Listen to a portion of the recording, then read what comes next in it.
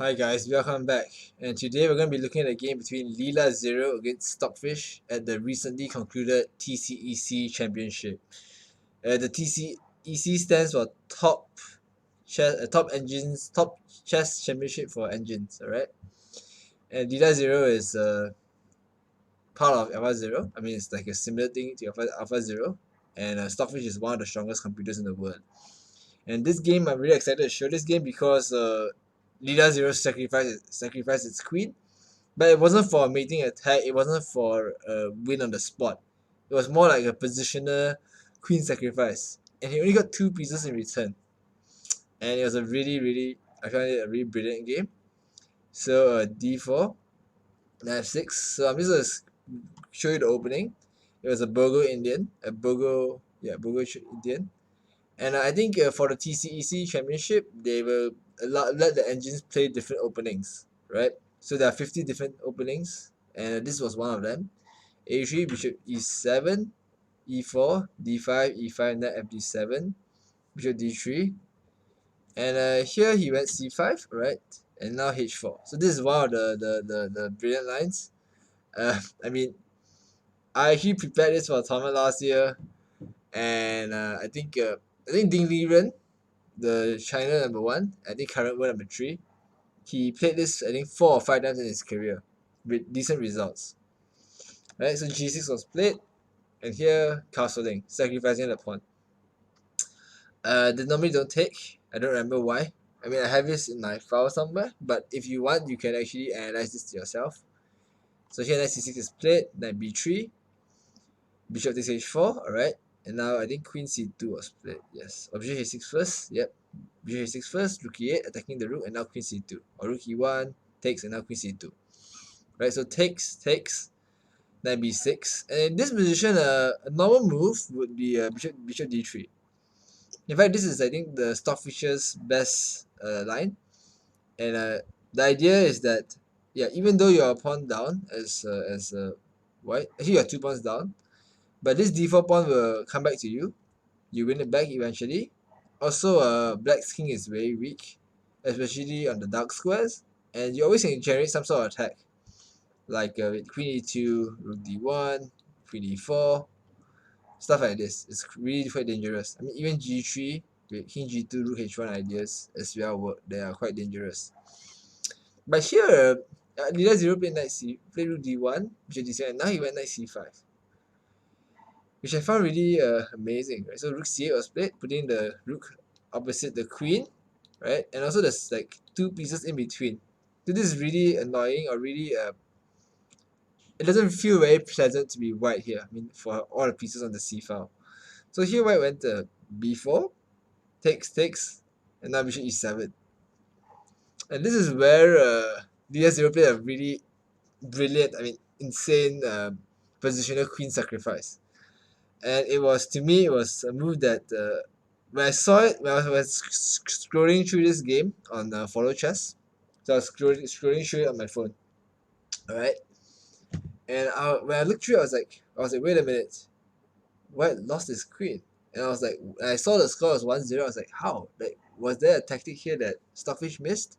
But Stockfish is one of the strongest engines. I mean, it probably didn't miss a tactic. So the queen sacrifice here was purely positional. And here he went knight e4, right?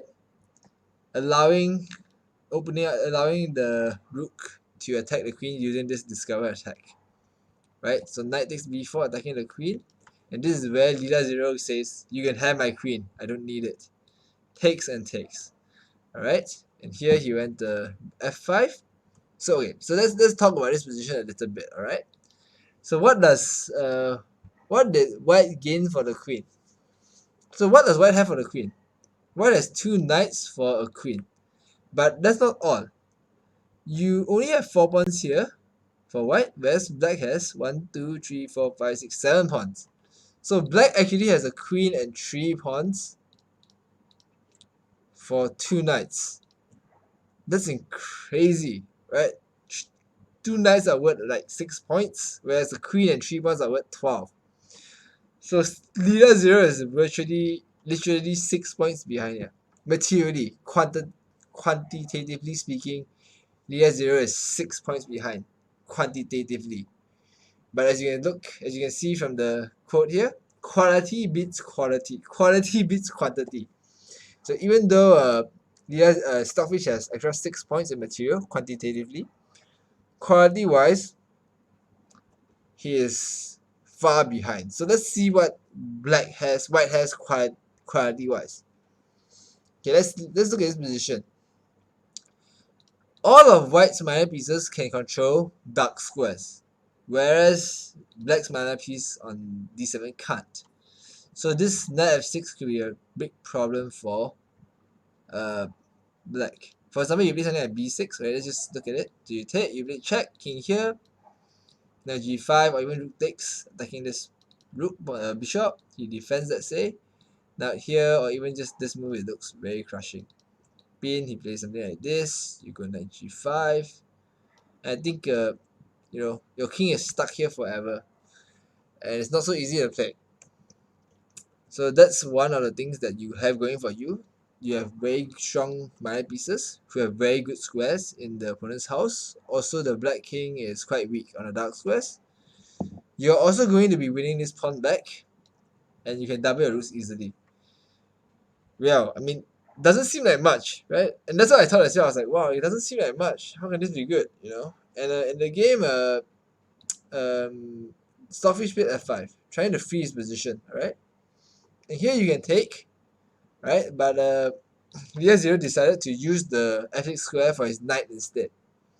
So king h8 was played, and now the king is stuck here. And of course you can take, but in this position, I believe LeelaZero felt that his knight was a lot better than the rook, so he took on d4. Threatening to win the bishop, he defends, and now he attacks again, doubling the rooks, and rook e7. So as you can see in this position, all white's pieces are just really active, right? The worst piece for white is actually this knight, which isn't doing much yet, but he can jump into action via g5. Whereas for black, the bishop can't move, the back rank is weak. I mean, any check here is basically almost a mate if, I mean, unless you give a free rook, right? But any check here where you don't lose a rook is almost a mate. The two rooks here are quite passive, right? So, and also you are attacking this bishop 3 times with your 2 rooks and your knight, and he's defending it 3 times. So it's quite hard to organize some defense on the back rank. For example, something like queen b8. Okay, let's say I play some random moves like g3, something like queen b8. I mean, you want to play something like this so that you can free your bishop somehow, right? So you can play something like bishop c6, and you don't need to worry about any rook d8 checks, right? The problem is that after queen b8, this is a free bishop, right? And even after, let's say here, this is still a free bishop. And you can also always play something like b5 as well to take away this c6 square, alright? Which is actually what white did in the game. So in the game, LeelaZero played b5 here, just saying, okay, you know what? I'm not even going to give you a chance to put your bishop on c6. So queen c8 was played, I believe. Okay, b6, king h2, putting the king on a safer square. See, even in positions like this, LeelaZero just takes its time and say, okay, I'm going to just improve my king h2. You can't do anything as black, I'm just going to take it easy. So rook b7 was played here. I mean, playing a move like this just shows you how bad Stockfish's position is. It just doesn't know what to do. So then g5, queen c8, rook d2, rook c7. And I like how all of Stockfish's, I mean LeelaZero's pieces, they're all on black squares. And in this position, LeelaZero just moves up and down a little bit. I think he was just trying to get a feel of the position, get a feel. I mean, engines can't feel, but get a feel of the position. And he eventually made a breakthrough. So here, rook d here, and now here he finally just played f4, rook b7, and now takes. Boom. So he decided that these are the best squares of the rook, and now boom, he takes the knight bishop and takes the pawn on e6. Right, and you can't take with the bishop because, like I said just now, this would be a checkmate. Right, this would be a checkmate. If he takes, this is a checkmate. Right, block, takes here, and you have a very nice checkmate here. Alright, and if he plays something like rook e8, I don't know what's the best move here, but I would like to play knight takes. Alright, and you're still winning. I mean, rook this is fine as well, but yeah, and you have an extra knight. This is also winning, but I just like knight takes e8 more because you still threaten knight f6 checkmate, and also you still threaten the queen. So he has to take with the rook, and here, do you take with the rook or do you take with the knight? What will you choose? So I believe taking with the knight is better here. This reminds me of a classic game. I can't remember the name of the game, but it reminds me of a classic game where white actually black was very black. Black actually took the piece on d2 with his knight. So why knight? Okay, let's think about this for a little while. The black king is very weak, especially in the back rank. It's easy to just checkmate him on the back rank. That's number one.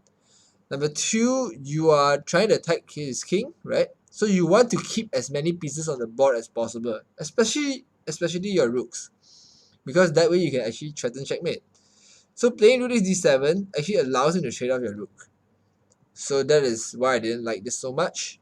Also, this rook here is pretty pathetic, right? It's a really bad rook. It's just controls so little squares. It's blocked by its own pawns. It's a really, really sad little rook. So taking with a knight is definitely correct here.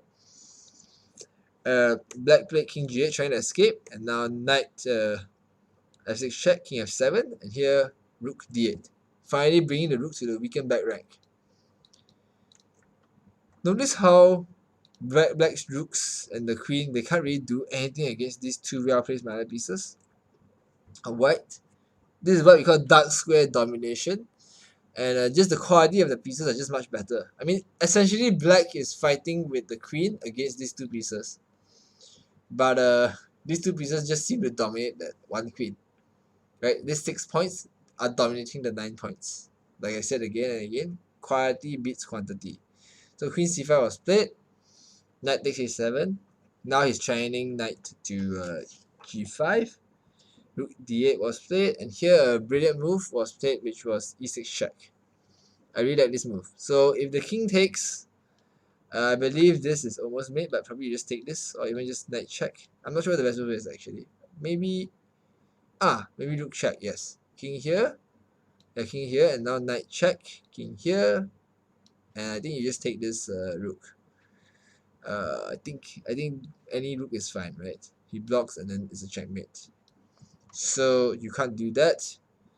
So he has to take with the rook, right? And after that, knight at g5 check was played. So king f6 was played. If king here, I believe bishop here is good enough. And after king f6, you can just take the queen with a dominating position. Alright. So in the game, he went king f6. Yep, and now rook f8 check. Queen takes f8, bishop takes f8. And here it's a winning position for white. I mean, white has more material now. And I'm just going to show you the rest of the game. Rook d4, king g3. But it's not really very important for the game anymore. But I just like the way that white played this position. It's so funny that he doesn't even want to move the rook. But he can't because I think rook here is checkmate. So you're essentially going to be a piece up. And I find it really funny how he didn't win. So finally he won. Check. And here white won. Right? He just resigned. So I hope you guys enjoyed this game. It was a really beautiful queen sacrifice. And it wasn't a sacrifice to checkmate or to win material, it was just a sacrifice to gain positional pressure. Just 2 better pieces and a better king. And somehow white managed to dominate the dark squares and win the game. So if you guys enjoyed this game, please subscribe down below, and I'll be showing you a lot more LeelaZero against Stockfish games in the upcoming videos. Alright, so there's gonna be some LeelaZero wins and also some Stockfish wins. So till then, I'll see you.